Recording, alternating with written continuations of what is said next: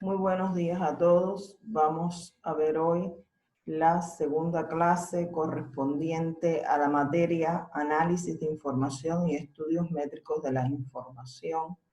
Unidad número 1, consideraciones teóricas en torno al análisis de información y los estudios métricos.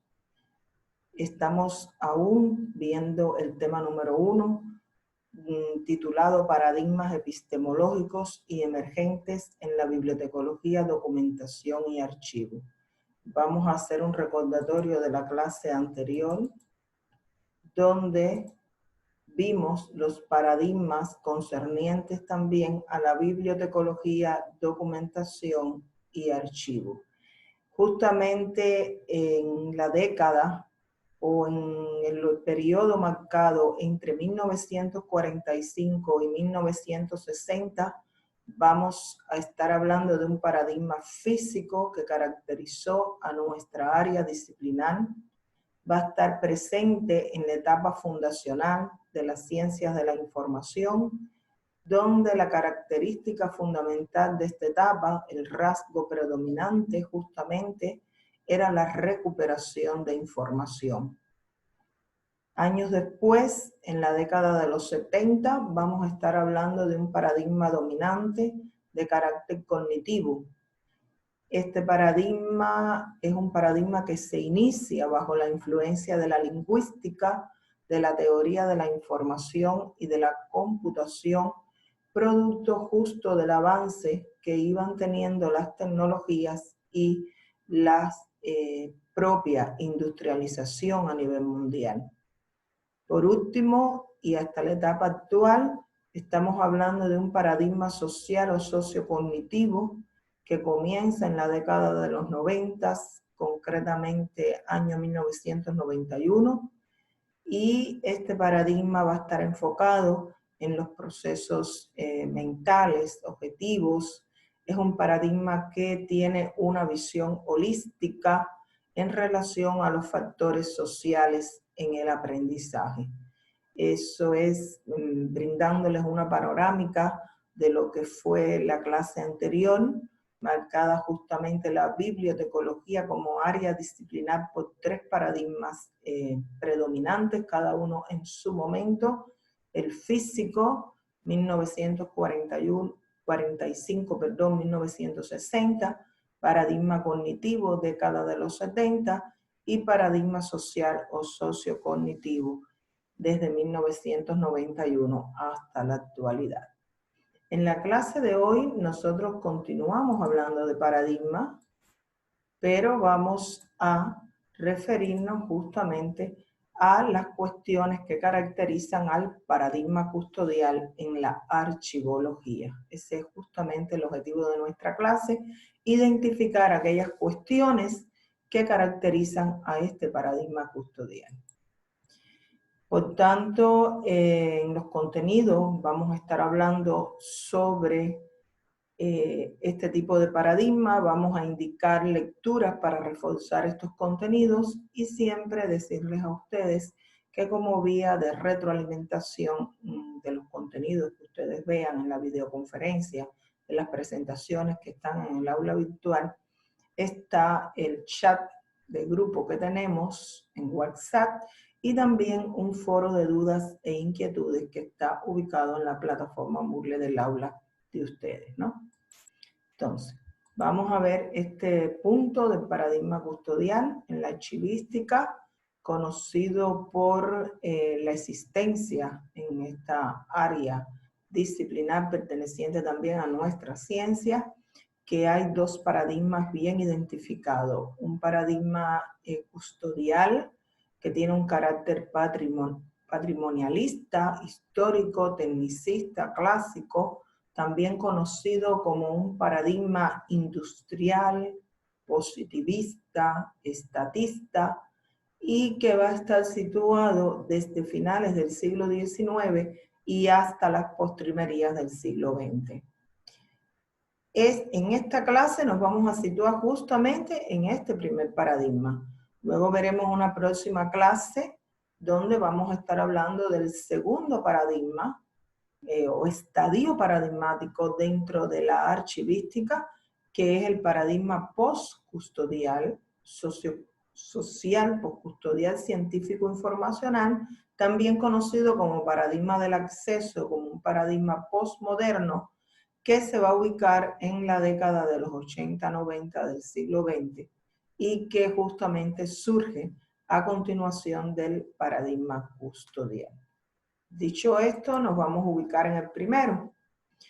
Y vamos a ver aquellas características fundamentales que sobresalen en este paradigma custodial, patrimonialista, histórico-tecnicista, industrial, positivista, estatista.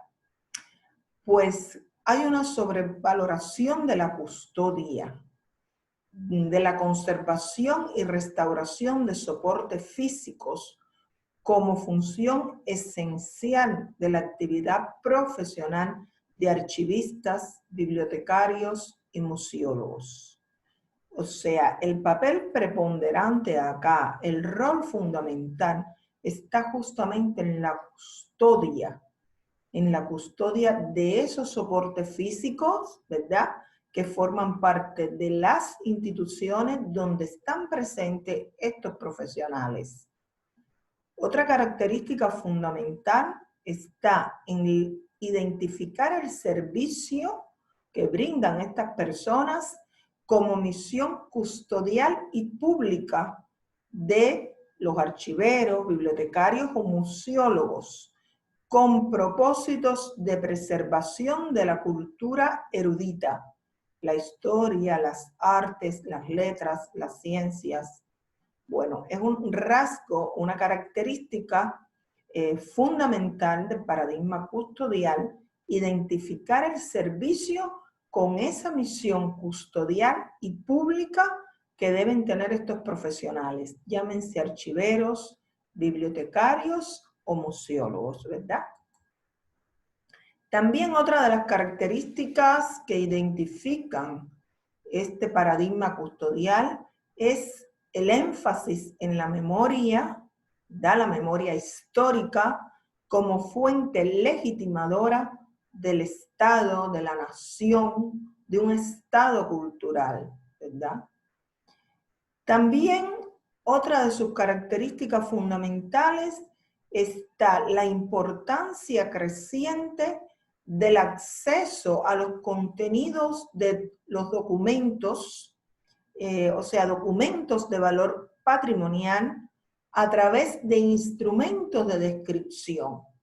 O sea, ahí comienza a gestarse, pudiésemos pensar en una labor un poco tecnicista del profesional de la información que para brindar el acceso a los contenidos documentales de valor patrimonial comienzan a realizarse algunas acciones o a instrumentarse algunas acciones de descripción documental.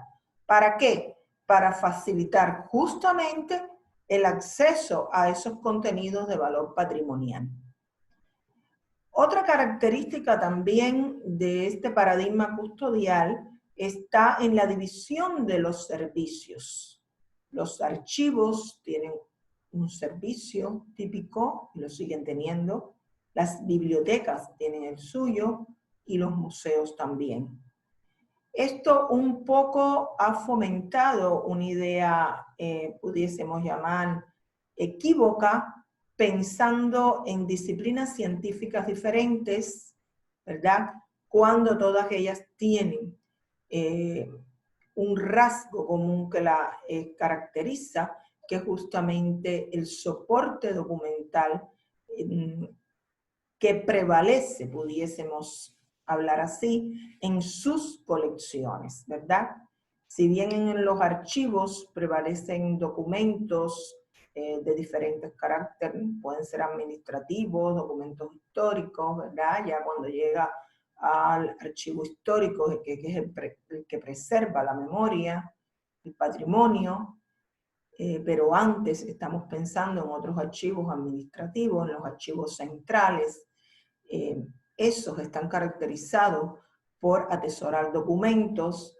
En cambio, las bibliotecas coleccionan todo tipo de fondos documentales, desde libros impresos, revistas, periódicos, también digitales. Tenemos nuestras bibliotecas virtuales, bases de datos y demás.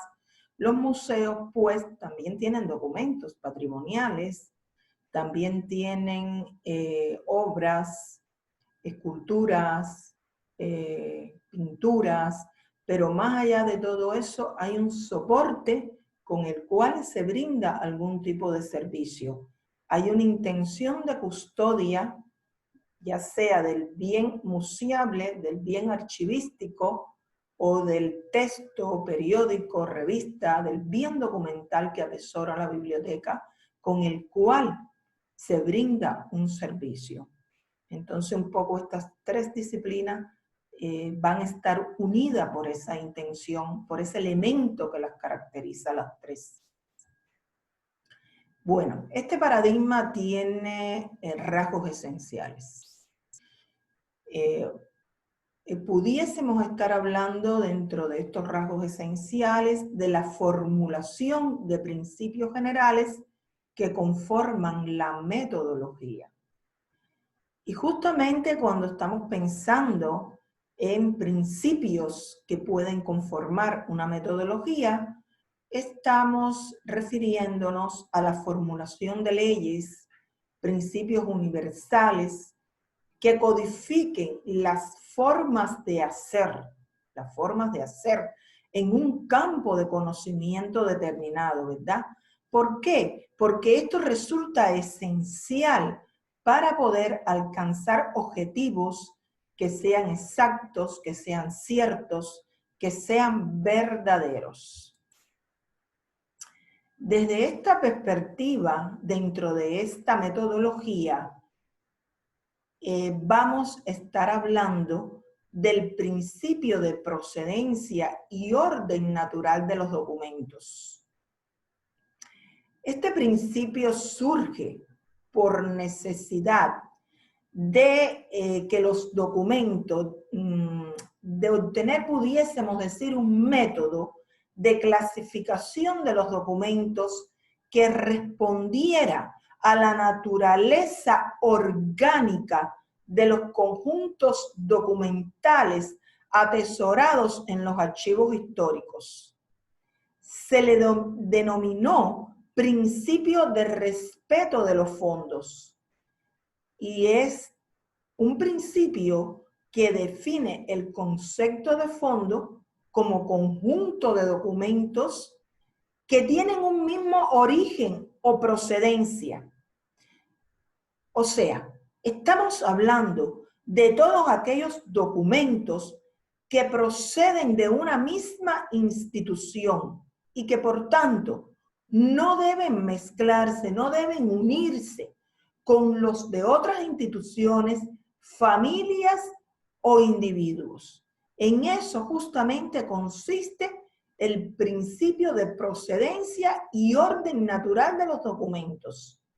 O sea, repito o enfatizo en que es un principio que define el concepto de fondo como conjunto de documentos que tienen un mismo origen y una misma procedencia, y que ese mismo origen, ese conjunto documental que tiene ese mismo origen o esa misma procedencia que pertenecen a una institución determinada, no deben ser mezclados con otros documentos que también tienen otro origen, que también tienen otra procedencia y que también pertenecen a otra institución.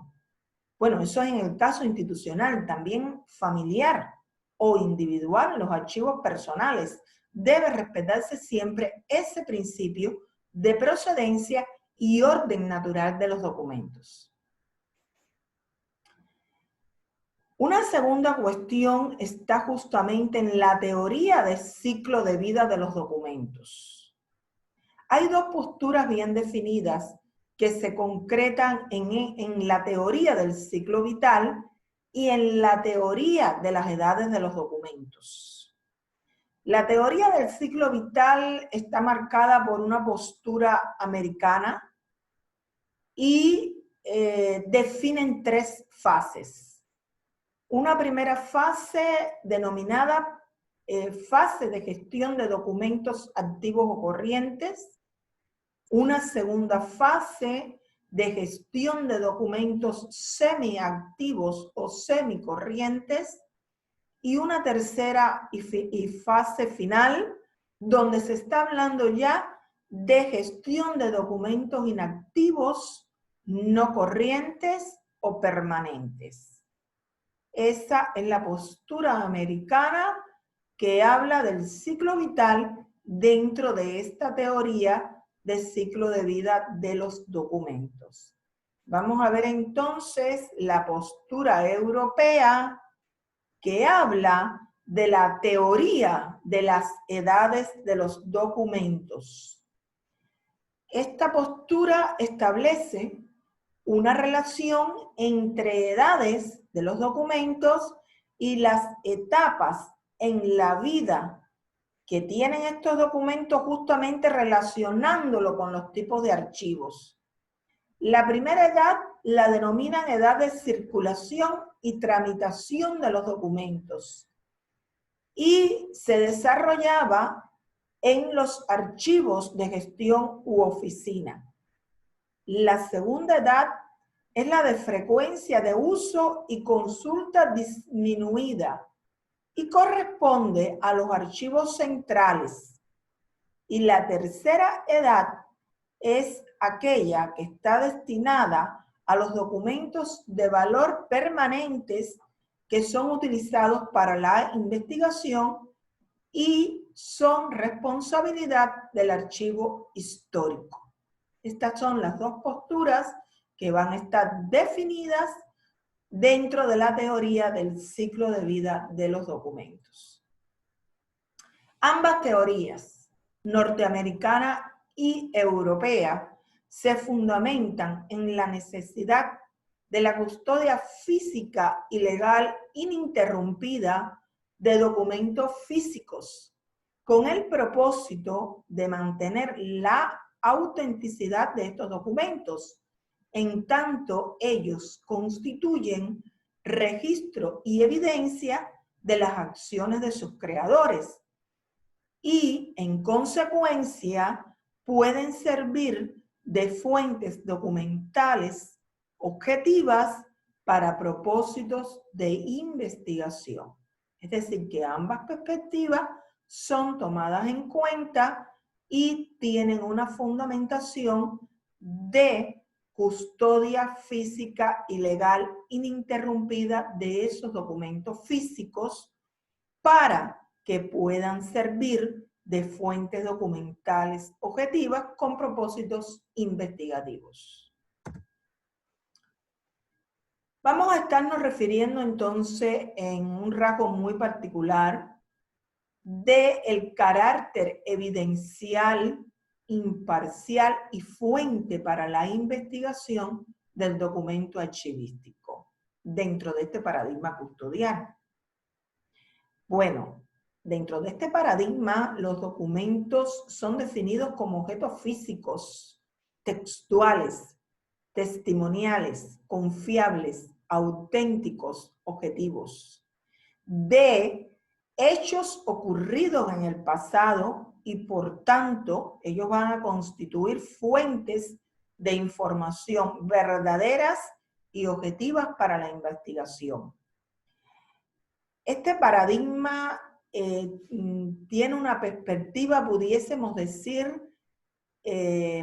definitoria, o define al documento de forma retrospectiva. O sea, tiene en cuenta el punto de vista del usuario, pensemos en un investigador, y el uso que este investigador hace para las necesidades de investigación historiográficas. Por tanto, estamos pensando en que el enfoque de funcionalidad de este documento es visto como evidencia de prueba de actos o transacciones de las administraciones. Su naturaleza justamente es dar fe y crédito del acto administrativo que registraban y por ello podía dar fe también para ser usado con fines de investigación.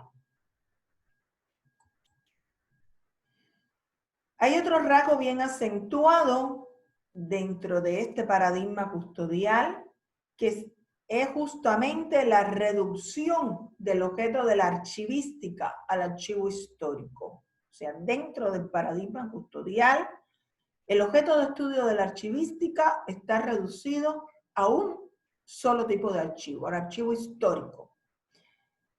Justo porque los archivos tuvieron desde la antigüedad carácter jurídico administrativo, se consideraron fuentes legitimadoras de poder por su condición justo de archivo histórico como repositorio y custodia de documentos generados por instituciones que constituían fuentes para la investigación o historiográfica al servicio del Estado, de la nación. Sin embargo, es precisamente este archivo histórico el que se convirtió por excelencia en objeto de la archivística como espacio de conocimiento en la etapa custodial. El estudio, análisis, observación de los documentos custodiados en los archivos históricos, en tanto evidencias debidamente representadas de los actos y transacciones de sus creadores, permitían a los historiadores desentrañar esa verdad de los hechos históricos del pasado. Otro de los rasgos que vamos a estar viendo bien acentuados dentro de este paradigma custodial es el archivero como guardián de los documentos. Es un guardián, es un conservador de los documentos. Otro rasgo está muy unido a este, la custodia física y legal ininterrumpida de los documentos archivísticos. Es justamente un concepto propio también y muy ligado al archivo histórico, definido como protección, control de esos documentos archivísticos, incluyendo tanto la posesión física, custodia física, como la responsabilidad legal, es decir, la custodia legal, a menos que uno u otro sea especificado. Otro rasgo también de esta paradigma custodial es la clasificación, descripción y valoración como técnicas de tratamiento de los documentos. Se comenzaron a usar los cuadros de clasificación, las guías, inventarios, catálogos e índices, las tablas de plazos de transferencia para la valoración documental y con ello facilitar a los investigadores el acceso a los documentos. Bueno, resumiéndole todo lo concerniente al paradigma custodial, que como vimos es un paradigma que marca a la archivística, ¿verdad? En sus primeros años. Va a ser un paradigma que va a imperar desde fines del siglo XIX hasta las postrimerías del siglo XX, que va a estar caracterizado por la sobrevaloración de la custodia, conservación y restauración de los soportes físicos, que el servicio que se brinda en las instituciones archivísticas va a estar identificado con la misión custodial que tiene ese profesional de la información, llámese archivero, bibliotecólogo o museólogo, y se va a enfatizar en la memoria como fuente legitimadora de las naciones. Hay dos principios fundamentales que van a estar presentes en este paradigma, señores estudiantes, y que ustedes deben saber identificar. Un principio denominado de procedencia y orden natural de los documentos, caracterizado por el respeto de los fondos que proceden de una misma institución, que no deben mezclarse con los de otra institución, familia, persona, ¿verdad? Y la teoría de ciclo de vida de los documentos. Son los dos principios generales. Dentro de esa teoría de vida de los documentos, de ciclo de vida de los documentos, nos estuvimos refiriendo a la teoría del ciclo vital, que tenía una visión americana, enfocado en la gestión en 3 fases, la gestión de documentos activos o corrientes en su primera fase, la gestión de documentos semiactivos o semicorrientes en la segunda fase, y la gestión de documentos inactivos o permanentes en la tercera fase. Y tenemos también dentro de esa teoría del ciclo de vida, además de la teoría del ciclo vital americana, la teoría de las edades de los documentos con una visión europea, donde se establece una relación entre las edades o etapas en la vida de los documentos y los tipos de archivos. Ellos hablan de una primera edad de circulación y tramitación de los documentos y se corresponde esta edad con los archivos de gestión. Una segunda edad de frecuencia de uso y consulta disminuida que se va a corresponder con los archivos centrales o archivos intermedios. Y una tercera edad de documentos de valor permanente y utilizado para la investigación que se va a corresponder con los archivos históricos. Yo he colocado en ambas teorías colores similares, si ustedes se fijan, porque a mi modo de ver, la teoría del ciclo vital americana, cuando se está refiriendo a los documentos activos o corrientes, hay una coincidencia con la teoría de las edades de los documentos de visión europea, cuando está hablando de edad de circulación y tramitación de documentos y se está refiriendo a los archivos de gestión o archivos administrativos.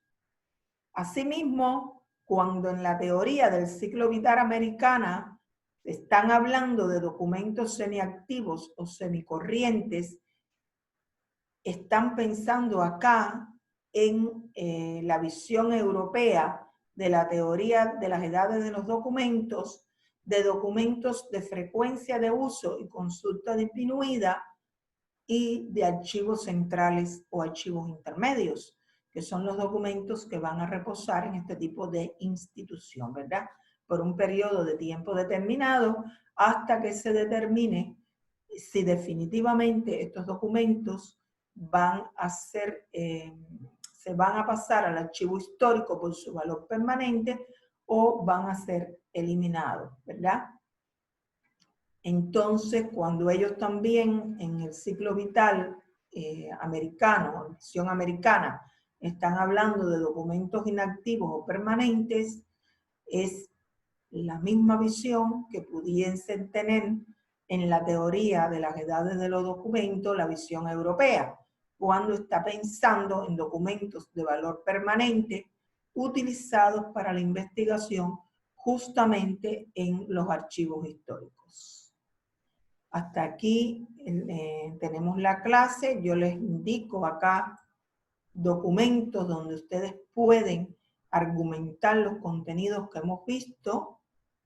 Son documentos muy interesantes tenemos clásicos profesionales de la archivología muy conocidos en el mundo latinoamericano, como es el caso de la doctora Mayra Mena. Acá tenemos 2 documentos en los cuales ella ha brindado sus apreciaciones y que ustedes pueden estar revisando para ampliar sus conocimientos en relación a la clase. Les reitero a todos los buenos días. Les pido a Dios siempre que los bendiga, que les dé salud a ustedes y a sus familiares, y hasta un próximo encuentro.